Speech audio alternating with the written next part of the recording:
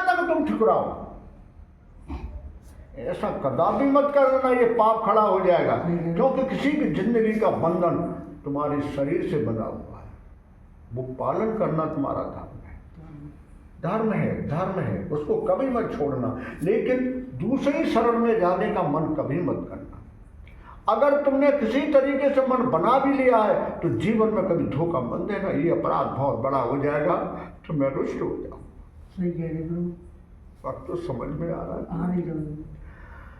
हर स्थान पर धन कार्य नहीं करता, हर स्थान पर धर्म भी कार्य नहीं करता, हर जगह विश्वास तो काम करता है। जानते विश्वास? विश्वास है, ये हमारी बेटी है, ये हमारा बेटा है, ये हमारी माँ है, ये हमारी पत्नी है, ये हमारी प्रेमिका है, और ये हमारा रिश्तेदार है। वहाँ के धन तो नहीं चल रहा, नहीं चला। वहाँ एक आत्मविश्वास, धर्म का विश्वास।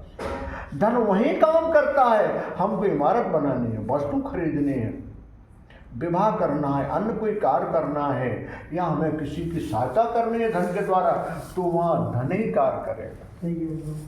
इसलिए भक्तों, जिंदगी चलाने के लिए धन की भी जरूरत है, धर्म की भी जरूरत है, और सच्ची विश्वास की भी जरूरत है। अगर मुझसे प्रेम करोगे ना तो मैं प्रतिमा में रहता हूं, विश्वास हो जाए, जैसा कोई गंदा पुरुष आ जाए मन में सोच ले मैं नहा के नहीं आया हूँ, या मैं किसी से मुलाकात करके आया तो मेरा शरीर क्या कह रहा है, भाई मैं नहीं जाऊँ, मैं नहा के नहीं आया हूँ। क्यों डर रहा है? इसलिए डर रहा है, इसमें भगवान का निवास है। भक्त समझते। लेकिन समझदारी का काम ये है, मछली जल में रहती है फिर भी कभी पवित्र नहीं हो पाई।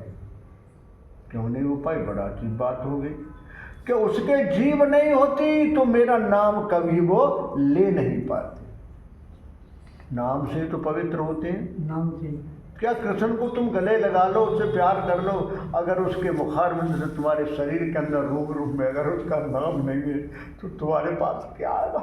कठिन है प्रभु। जब जीव नहीं है तो मेरा नाम कैसे लेगी? बताओ। जीव से लेता हूँ।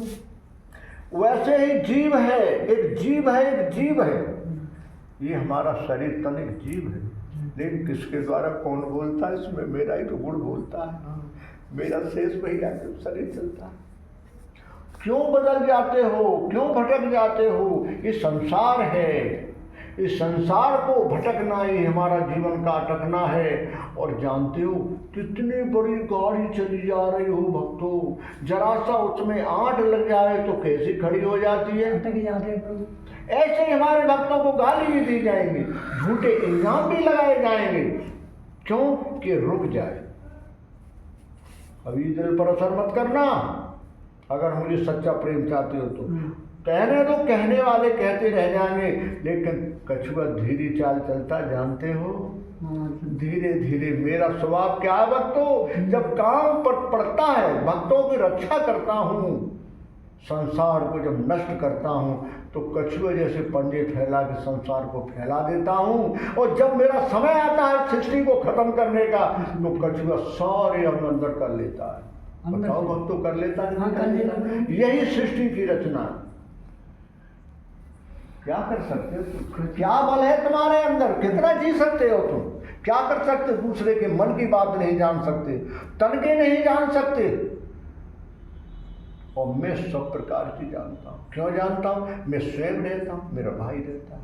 मैं तन है तो मेरा भाई प्राण है। सही है। और तो समझ में आ रहा है? इसीलिए भक्तों मैं कह रहा हूँ, धर्म, धन, त्याग, गुण, नियम, विश्वास, सच्चाई, ईमानदारी, और घमंड मत करना। घमंड एक ऐसी चीज होती है जो उसके पीछे काल छुपा हुआ है। घमंड का स्वामी कौन होता? काल। और काल क्या करता है जानते हो? काल बिल्कुल सारी चीजों को काल ही कर देता है, कुछ नहीं दिखता है उसके शरीर के अंदर। उसे वो अहंकार होता, मेरा कौन क्या बिगाड़ सकता, मैं फलाना हूँ, मैं ढंगा हूँ, ऐसा तैयार करके और सारी जिंदगी को विनाश कर देता है। कुछ नहीं करना। धन को और